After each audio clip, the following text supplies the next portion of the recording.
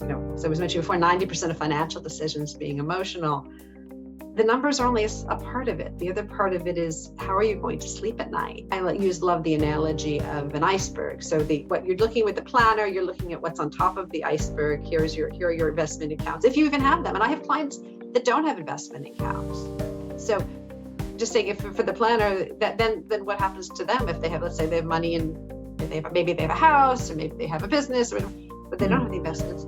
But we can see what that looks like. And even I find I'm able to help clients look at that and just look at it, because sometimes it's even hard to look and see what do you have.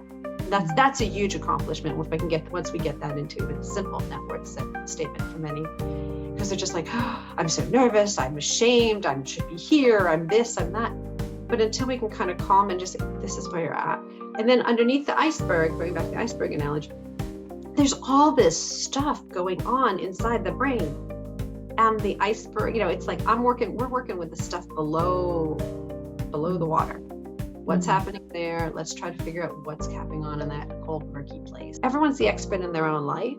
So if buying that latte or your Starbucks is what feeds you, and if you were to go through and highlight in your different colors in your expenses of what made you really happy, buy an expensive coffee. It's not a judgment on what you're doing. It's a good trade-off, but figure out what it gives to you. And if the designer clothes make you happy, whatever it is that calls, just to be in alignment and not to just be shopping to feel alive. But then how does that fit in to the things that are worthy of keeping in our physical space? And most people use 20% of their stuff 80% of the time. And it's hard to make time and energy to get rid of the other 80% to sort through.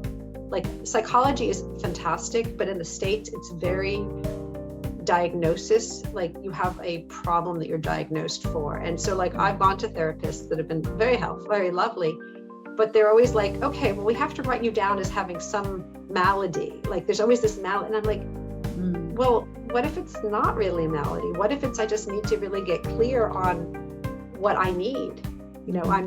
For example, we talked about before, wouldn't it be nice if we didn't have money in the middle of things?